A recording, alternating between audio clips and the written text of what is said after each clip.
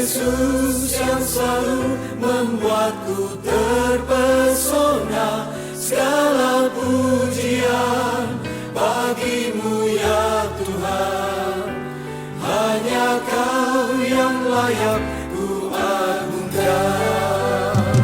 Kau Allah yang besar, ajaib dan mulia.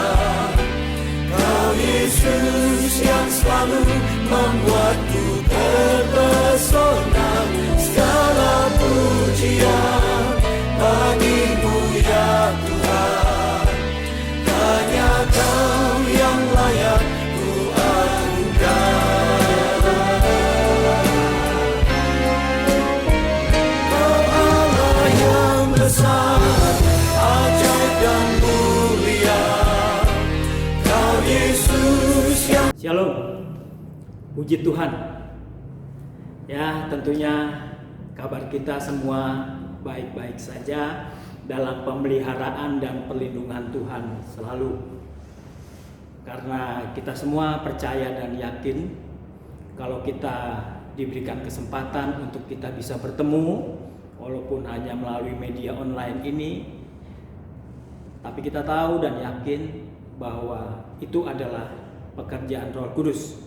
Dan oleh karena itu semua adalah pekerjaan Roh Kudus, saya yakin bahwa kita semua sekarang dalam keadaan sehat, tak kurang suatu apa. Ya, kita sudah memasuki minggu kedua bulan Oktober tahun 2020. Tetap kita jangan bosan-bosan untuk dikawal oleh firman Tuhan. Firman Tuhan adalah bodyguard kita. Sama seperti saat ini kita sekarang mau mendengar firman Tuhan. Namun sebelum kita mendengar firman Tuhan, kita mau sama-sama serahkan hati kita kepada Tuhan. Kita mau serahkan pikiran kita kepada Tuhan, supaya Roh Kudus sendiri yang memimpin kita dalam pendengaran kita kepada firman Tuhan. Ya, sama-sama kita tunduk kepala. Tuhan Yesus Kristus, Kepala Gereja, Engkau mempelai pria kami. Kami mengucap syukur selalu kepadamu Tuhan, sampai saat hari ini Engkau tetap memimpin kami. Dalam berbagai keadaan kami semua, apa yang kami alami, tetap kami mengucap syukur Tuhan, karena semuanya adalah seizin Engkau. Oleh sebab itu, sebagai bentuk ucapan syukur kami lebih lanjut Tuhan, kami mau mendengar firman Tuhan, diisi oleh firman Tuhan yang mengawal akan kehidupan kami, yang memimpin kepada pekerjaan tangan kami yang benar, sehingga kami benar-benar ketika waktu itu tiba, kami benar-benar siap untuk menjadi mempelai perempuan Tuhan. Melalui firman Tuhan, bentuklah kami, dan kami siap dibentuk oleh firman Tuhan. Di dalam nama Tuhan Yesus Kristus. Haleluya. Amin. Puji Tuhan. Saudara-saudara yang dikasihi oleh Tuhan Yesus Kristus, ketika kita berbicara tabernakel, ya, sesungguhnya kita sedang berbicara tentang perbuatan hidup kita yang nyata. Sebagaimana Tuhan memberikan petunjuk kepada Musa untuk membuat tabernakel di atas gunung, ya. Sebenarnya Tuhan ingin menasihati Musa terlebih dahulu sebagai pemimpin. Nanti Musa mengestafetkannya kepada bangsa Israel, bahwa tabernakel itu berbicara soal praktek hidup. Artinya ketika Tuhan memberi perintah untuk membangun tabernakel, persoalannya adalah apakah Musa bersedia atau tidak. Apakah ketika Musa turun dari Gunung Horeb, Musa melakukan perintah Allah itu atau tidak untuk mendirikan tabernakel. Yang Tuhan ingin lihat daripada Musa adalah praktek hidup. Ya, saudara-saudara, jadi ketika kita berbicara soal tabernakel, kita tidak sedang berbicara soal teori. Mungkin kita hafal banyak ayat dari Alkitab, Sebagai hamba Tuhan apalagi mungkin kita luar kepala untuk menghafalkan seluruh ayat Alkitab mungkin. Tapi itu tidak ada artinya ketika kehidupan kita tidak ada praktek hidup. Ketika tidak ada keubahan hidup di dalam kehidupan kekristenan. Yang jahat tetap jahat misalnya, yang cemar tetap cemar. Itu artinya tabernakel hanya sebagai sebuah seonggok batu yang tidak bergerak, statis. Padahal ketika kita berbicara tabernakel, berbicara soal rema, keubahan hidup dan praktek hidup kekristenan yang nyata, yang harus diperlihatkan. Karena kekristenan ini dikelilingi oleh banyak saksi dan saksi-saksi itu ingin melihat bagaimana praktek hidup kita. Nah, praktek hidup apa yang sekarang mau Tuhan kita lakukan, mau Tuhan berikan buat kita supaya kita lakukan. Praktek hidup yang mana? Kemarin kita udah lihat praktek hidup seperti buaya atau singa. Kita jangan seperti buaya atau singa. Praktek hidup tentang pilih-pilah pergaulan. Sekarang praktek hidup yang lain yang Tuhan ingin berikan kepada kita adalah soal gaya hidup. Karena bagaimanapun kita ini hidup masih hidup di dunia.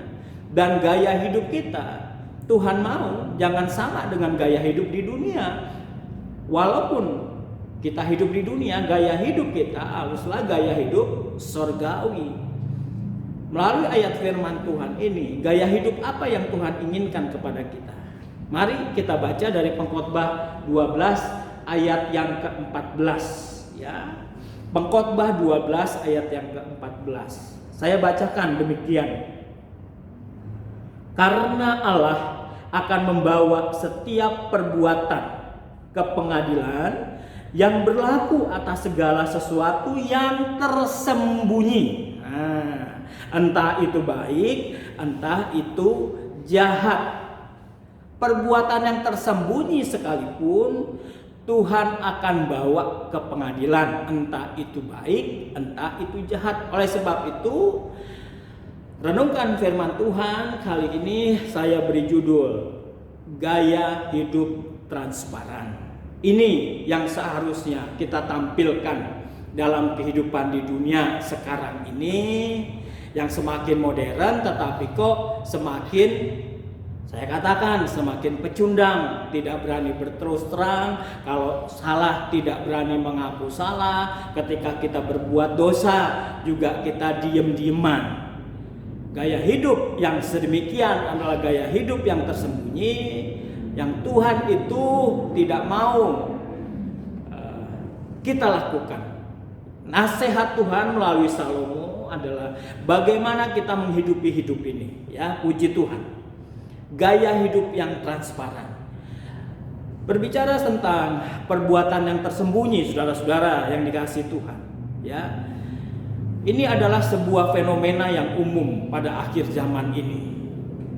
Sekalipun media komunikasi semakin terbuka, tetapi karakter sembunyi-sembunyi itu masih sulit untuk diakui. Bahkan karakter sembunyi-sembunyi itu walaupun kelihatan, orang lain bisa melihat, tetapi sulit untuk diakui.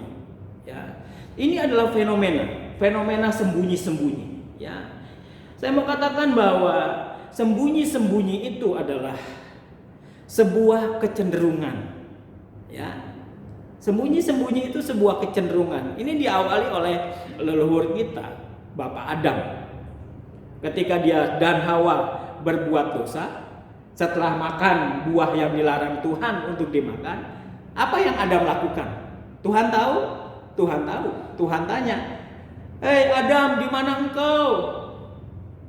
Di mana Adam, saudara? Ternyata dia sedang sembunyi di balik pohon.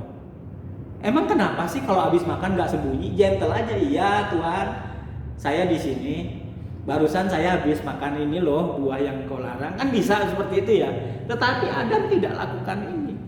Kecenderungan Adam. Dan ini hati-hati. Kalau kita tidak hidup rohani, ini juga bisa nular di dalam kehidupan kita yang hidup pada zaman sekarang. Sembunyi-sembunyi menjadi sebuah kecenderungan hidup. Ini yang Tuhan tidak inginkan di dalam kehidupan kita. Tetapi Tuhan katakan, Tuhan mau perlihatkan bahwa sembunyi-sembunyi ini adalah sebuah kecenderungan. Ya, ini fakta. Kita bisa tolak kalau kita ada firman, kita terlarut kalau kita tidak ada firman. Ya, tapi kita percaya kalau kita ada firman dan kita ada firman, kita adalah menjadi orang yang berterus terang. Karena kita adalah anak-anak terang. Saudara-saudara sekalian, sembunyi-sembunyi kata Salomo juga, ini merupakan sebuah trap, sebuah jebakan. Hati-hati, kelihatan enak loh, sembunyi-sembunyi kan kelihatan enak. Kita berbuat dosa, kita sembunyi, nggak ketahuan. Kita berbuat nakal, kita sembunyi, nggak ketahuan. Enak bukan? Enak. Malah orang-orang lain yang mungkin tampangnya jahat, yang tampangnya buruk, hanya melihat tampang, hanya melihat rupa. Mereka yang akan menjadi tertuduh, mereka yang akan menjadi tersangka. Ya, ini nggak elok, saudara-saudara. Padahal kita yang elok, wajahnya elok, tampilannya elok, kita berbuat dosa, tapi kita pandai bersembunyi, kita aman. Jadi kelihatan enak ini, saudara-saudara, pola sembunyi. Padahal itu sebuah jebakan iblis, seperti Salomo katakan, air curian manis. Air curian manis. Ya, barang yang hasil mencuri itu enak, saudara. Apalagi kalau nggak ketahuan. Dan roti yang dimakan dengan sembunyi-sembunyi, lezat rasanya.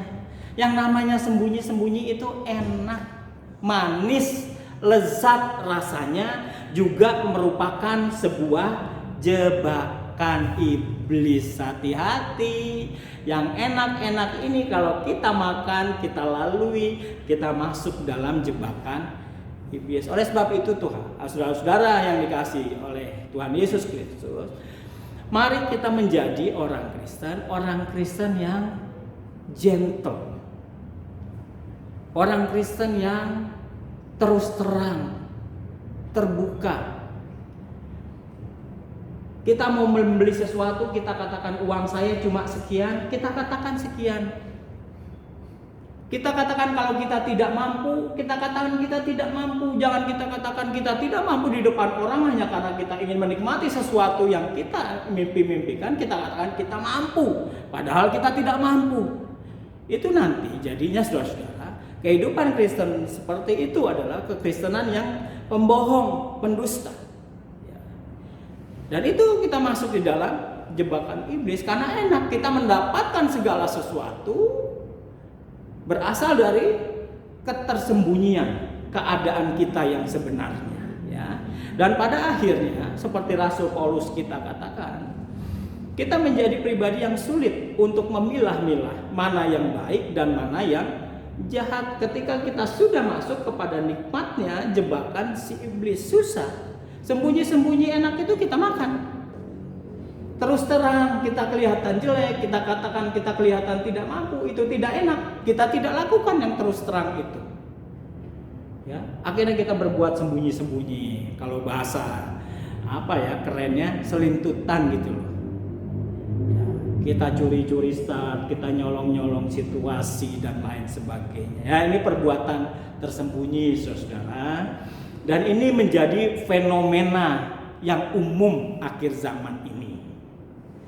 Kita berdoa semoga Roh Kudus menguatkan kita tidak terlarut dalam fenomena sembunyi-sembunyi ini. Ya, sembunyi-sembunyi atau terus terang itu adalah sebuah kebebasan yang Tuhan berikan kepada kita.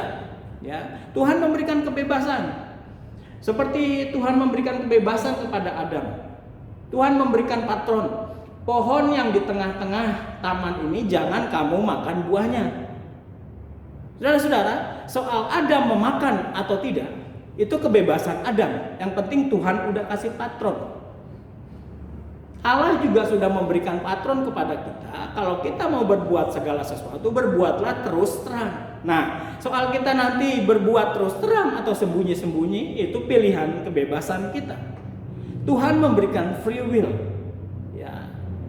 Tapi saudara-saudara, hati-hati. Kalau kita membaca dari Pengkhotbah 12 ayat 14 tadi, dikatakan karena Allah akan membawa setiap perbuatan ke pengadilan.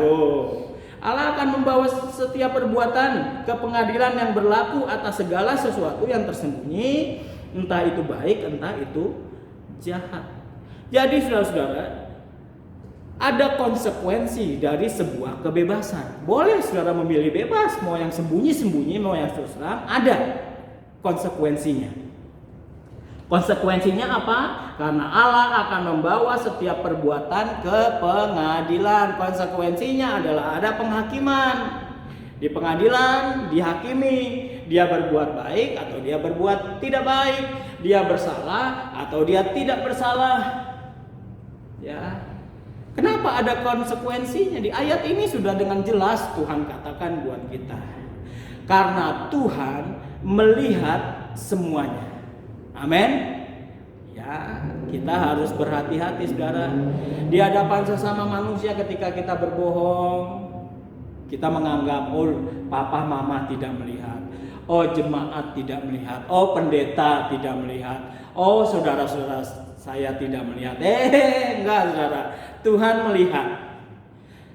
Tak ada yang tersembunyi di hadapan Tuhan.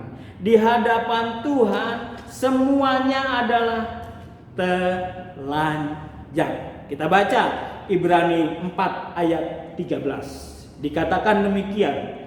Dan tidak ada suatu makhluk pun yang tersembunyi di hadapannya. Sebab segala sesuatu telanjang dan terbuka di depan mata Dia, mata Allah, yang kepadanya kita harus memberikan pertanggungan jawab. Di hadapan Tuhan gak ada yang tersembunyi, saudara. Semuanya telanjang. Oleh sebab itu tidak ada gunanya saudara-saudara kita menyembunyikan kesalahan kita, kita menyembunyikan aib kita di hadapan sesama kita. Sepandai-pandainya tupai melompat, satu saat juga akan jatuh. Kita sembunyikan dengan rapat kejahatan kita, keburukan, kebusukan kita. Pada waktunya kalau Tuhan izinkan buka. Malah kita malu loh, betul nggak? Malu. Karena bagaimanapun saudara, kebenaran akan terungkap. Jadi nggak ada gunanya deh sembunyi-sembunyi. Mendingan kalau saya mau boleh kata, mendingan kita berlaku terus terang nih sekarang. Sekalipun kelihatannya keterus terangan kita, orang lain mencibir, orang lain menganggap kita, kamu nggak mampu, kamu jelek, nggak apa-apa. Yang penting terus terang. Tapi ke belakangnya ada damai sejahtera. Seperti itu loh saudara. Allah melihat semuanya kok, nggak ada yang tersembunyi. Apalagi pada waktunya nanti, kalau dunia ini udah habis masa berlakunya, ada pengadilan loh. Pengadilan yang tidak bisa dianulir oleh siapapun, pengadilan yang tidak bisa disuap oleh siapapun, yang tidak bisa disogok oleh siapapun. Salah, benar, salah dihukum, benar masuk kerajaan Allah. Seperti itu. Gak ada tawar-menawar lagi. Dan tidak akan ada penyesalan. Ya, oleh sebab itu kalau kita mau menyesal sekarang mumpung ada waktu. Menangis sekarang dan kita berubah. Mumpung ada waktu. Ketimbang menyesal nanti, menangis nanti, sudah terlambat. Ya. Dan penghakiman ini ada dua macam saudara-saudara. Ya, dikatakan dalam ayat 14 tadi, entah itu baik, entah itu jahat, akan masuk ke pengadilan Allah. Artinya ada dua macam pengadilan. Yang pertama adalah penghakiman untuk orang benar. Ini untuk menentukan pahala. Ini untuk menentukan upah. Ini untuk menentukan mahkota di kerajaan Allah nanti. Ya, kita baca dari 2 Korintus 5 ayat 10. Orang benar juga ada pengadilannya, saudara-saudara ya. Tapi untuk menentukan berapa mahkota yang akan dia peroleh, 2 Korintus 5 ayat yang ke-10. Sebab kita semua harus menghadap tata pengadilan Kristus. Jadi dikatakan ya, kepada kita semua harus menghadap tahta pengadilan Kristus, supaya setiap orang memperoleh apa yang patut diterimanya sesuai dengan yang dilakukannya dalam hidupnya ini, baik ataupun jahat. Ya, ini ada pengadilan untuk orang benar, untuk menentukan mahkota. Tapi jahat di sini bukan jahat dalam arti kakos ya. Jahat untuk orang fasik, bukan. Jahat di sini bukan kakos. Sehingga ini hanya untuk menentukan mahkota yang akan diperoleh. Penghakiman untuk orang benar. Itu penghakiman yang pertama. Tapi juga ada penghakiman yang lain, yaitu penghakiman untuk orang yang berdosa di dalam Wahyu 20 ayat 11 sampai 15. Ya, ini yang nggak enak, Saudara. Penghakiman untuk orang berdosa. Ya, kita tahu orang berdosa, orang fasik, kemana akhirnya dia merapat? Ya, gabung sama si Lucifer. Ya, dalam keadaan yang tidak mengenakan. Jadi, saudara-saudara, yang firman Tuhan ingin katakan kepada kita adalah ada konsekuensi dari sebuah kebebasan. Engkau mau berbuat apa sekarang? Bebas. Tapi ada akibat dari perbuatan yang kita pilih. Transparan atau sembunyi-sembunyi. Yang Tuhan inginkan bagi kita menjadi gaya hidup kita di dunia sekarang ini adalah gaya hidup yang transparan. Berbuat baik itu tidak usah dikatakan. Kalau berbuat baik kita pasti pamer, transparan. Tapi kalaupun kita berbuat dosa, perbuatan transparan apa yang harus kita lakukan, kita wujud nyatakan adalah kita akui, Tuhan, aku udah berbuat dosa. Kalau kita berbuat salah terhadap sesama, ya kita gentle, kita punya etika. Kita katakan, ya aku sudah berbuat salah kepadamu. Jangan kita berbuat salah di hadapan sesama, kita seakan-akan gak pernah salah. Itu orang yang gablek gitu. Ya, orang yang gak punya urat malu. Bagaimana kita bisa mengaku salah di hadapan Tuhan? Di hadapan sesama aja kita gengsinya setengah mati untuk ngaku salah. Kita bisa ngaku salah di hadapan Tuhan kalau di hadapan sesama kita mulai belajar bersikap gentle, gitu loh ya. Perbuatan baik adalah perbuatan yang menyenangkan Tuhan. Itu pun akan dihakimi, saudara-saudara. Perbuatan yang menyenangkan Tuhan, perbuatan yang berkenan kepada Tuhan. Satu, perbuatan yang menyenangkan Tuhan adalah perbuatan yang sesuai dengan firman Tuhan yang tertulis di Alkitab. Ya. Kita katakan dan kadang-kadang dan banyak kali kita berbuat baik. Saya mau katakan beda tipis. Apakah itu menyenangkan Tuhan atau sebaliknya menyakiti hati Tuhan? Toh kalau perbuatan baik kita tidak sesuai dengan firman Tuhan, apalagi motivasinya hanya untuk pamer, hanya untuk pamrih dan lain sebagainya. Baik, orang lihat baik, orang lain lihat baik kok, tapi Tuhan belum tentu lihat itu benar. Ya. Jadi yang namanya perbuatan baik adalah perbuatan yang sesuai dengan firman Tuhan, perbuatan yang menyenangkan Tuhan, artinya harus sesuai dengan firman Tuhan. Ya. Dan banyak kali perbuatan yang kelihatannya kok orang lain nilai kecil ya, minimal, tapi kalau di mata Tuhan itu baik, itu benar, itu artinya perbuatan yang menyenangkan Tuhan. Contohnya apa? Orang kaya yang memberikan persembahan ke bait Allah, dia memberikan banyak dari kelebihannya, tapi di satu sisi dia berhadapan dengan seorang janda tua yang memberi berapa?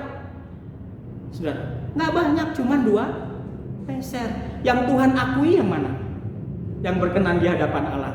Yang janda tua yang 2 peser. Ya kadang-kadang orang melihat perbuatan itu kecil, nggak bagus, nggak baik.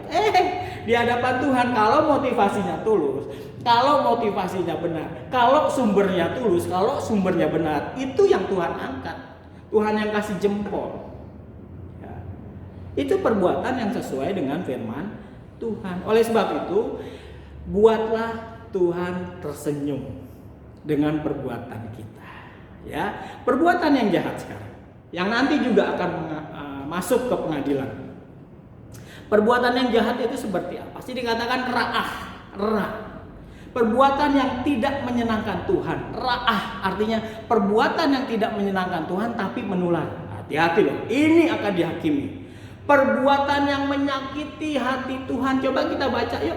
Apa sih contohnya perbuatan yang menyakiti hati Tuhan? 1 Raja-Raja 14 ayat 9. 1 Raja-Raja 14 ayat 9. Kita mau melihat contoh perbuatan yang jahat. Ya, saya bacakan. Sebab engkau telah melakukan perbuatan jahat lebih dari semua orang yang mendahului engkau, dan telah membuat bagimu Allah lain dan patung-patung tuangan, sehingga engkau menimbulkan sakit hatiku bahwa engkau telah membelakangi aku. Ini perbuatan yang jahat, perbuatan yang membelakangi Tuhan, perbuatan yang menduakan Tuhan, selingkuh daripada Tuhan. Tuhan memberikan nafas, kita lupa sang pemberi nafas hidup. Kita melayani dunia dengan vulgar, tapi kita lupa Tuhan. Tuhan yang memberi nafas hidup buat kita, Tuhan yang memberkati kita dengan melimpah, tapi banyak kali kita lupa Tuhan. Kita banyak berbuat untuk dunia, kita rela meluangkan waktu untuk dunia, tapi kita untuk Tuhan pelit. Itu namanya menyakiti hati Tuhan. Ya. Salomo, saudara-saudara, juga berbicara tentang kejahatannya. Nah, ini dia Salomo. Dia berbuat dosa banyak, saudara. Tapi dia tetap diakui Tuhan. Kenapa? Karena dia orangnya jujur, dia orangnya transparan. Dia akui sendiri kok perbuatannya. Ya, kita baca 1 Raja-Raja 11 ayat 1 sampai 4 ya. 1 Raja-Raja 11 ayat 1 sampai 4. Apa sih yang sudah diperbuat oleh Salomo? Ya. Banyak orang Kristen terjebak dalam kontroversi ini, tapi ini sebenarnya bukan sebuah kontroversi. Ini sebenarnya sebuah jalan supaya kita memiliki gaya hidup yang transparan. 1 Raja-Raja 11 ayat 1 sampai 4. Adapun Raja Salomo mencintai banyak perempuan asing. Bayangkan, saudara, Tuhan bilang tidak boleh, tapi dia mencintai banyak perempuan asing. Di samping anak Firaun, ia mencintai perempuan-perempuan Moab, Amon, Edom, Sidon, dan Het. Padahal tentang bangsa-bangsa itu Tuhan telah berfirman kepada orang Israel, janganlah kamu bergaul dengan mereka, dan mereka pun janganlah bergaul dengan kamu, sebab sesungguhnya mereka akan mencondongkan hatimu kepada Allah-Allah mereka. Hati Salomo telah terpaut kepada mereka dengan cinta. Bahasa sekarangnya bucin. Apa itu? Budak cinta. Ia mempunyai 700 istri. Wow, dari kaum bangsawan, dan 300 gundik.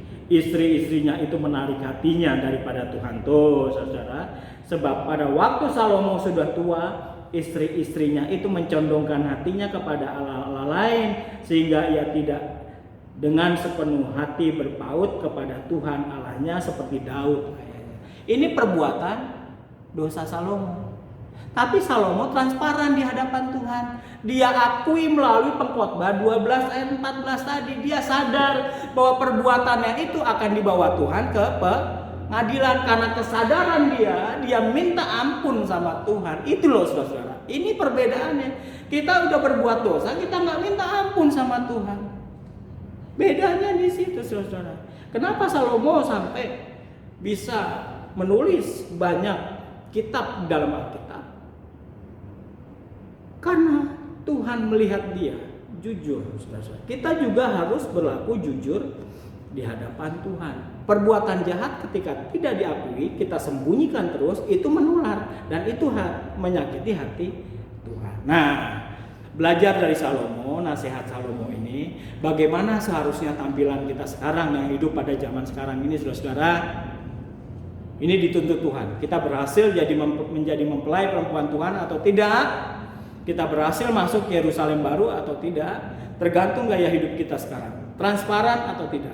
Yang Tuhan mau tampilan kita sekarang adalah gaya hidup yang berorientasi pada masa depan. Hidup dalam kekekalan di dalam kerajaan surga di Yerusalem baru. Gaya hidup yang berorientasi pada itu. Kita mau berbuat ini atau kita mau berbuat itu, kita pikir. Nggak tahu berapa kali. Nanti saya masuk ke sana atau tidak. Kita berbuat ini, kalau saya nggak masuk ke surga ya buat apa? Saya tidak lakukan. Kalau saya berbuat ini, oh ini sesuai firman Tuhan, saya lakukan. Itu loh gaya hidup yang berorientasi masa depan. Karena apa yang kita lakukan ada pengadilannya.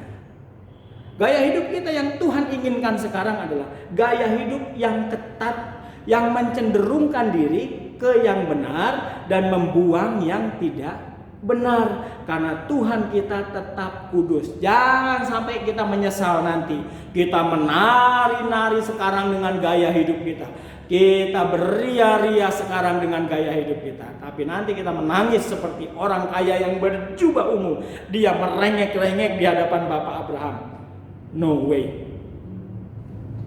Sudah dikasih kesempatan hidup, engkau tidak berubah. Ya, yang Tuhan mau bagi kita sekarang adalah kita memiliki, kita mengejar, kita meraih gaya hidup yang transparan, yang berterus terang. Sekalipun jahat, berterus terang, aku jahat, berubah. Itu nilainya luar biasa di hadapan Tuhan. Ketimbang kita berpenampilan oke, kita berbuat jahat, kita berbuat dosa karena kita keberatan gengsi, keberatan prestis, jahat kita, dosa kita tutup rapat-rapat, kita sembunyikan, kelihatan kita oke dari segi penampilan, tapi satu saat nanti Tuhan tolak kita. Enyahlah engkau, hai pembuat kejahatan. Amin. Mulai sekarang tampilkan gaya hidup yang transparan di hadapan Tuhan dan di hadapan sesama kita. Tidak ada yang disembunyikan. Puji Tuhan, Tuhan memberkati kita semua. Kita tunduk kepala. Tuhan Yesus, terima kasih, terima kasih. Tidak ada yang engkau sembunyikan di hadapan Bapamu di surga. Gaya hidupmu selama engkau menjadi manusia di dunia adalah gaya hidup yang transparan. Gaya hidup ini juga yang engkau mau itu ada di dalam kehidupan kami. Roh Kudus, kami sudah mendengar firman-Mu, terima kasih. Mampukan kami untuk kami memiliki gaya hidup yang transparan. Apalagi di dalam dunia yang sekarang ini yang menuju kebinasaan, yang menawarkan yang enak-enak, yang nikmat-nikmat. Kalau itu menuju kebinasaan, karena itu sembunyi-sembunyi. Roh Kudus, kuatkan kami untuk kami bisa menghindarinya, untuk kami bisa menolaknya. Roh Kudus, kuatkan kami supaya kami semua memiliki roh semangat untuk meraih gaya hidup yang transparan. Terima kasih Bapa di dalam sorga, Engkau izinkan kami mendengar firman Tuhan saat hari ini. Di dalam nama Tuhan Yesus Kristus, berkat-Mu melimpah buat anak-anak-Mu yang mendengar, tapi bukan hanya mendengar, yang mau melakukan firman Tuhan ini di hari-hari masa dunia ini yang sebentar lagi akan berakhir. Haleluya. Amin.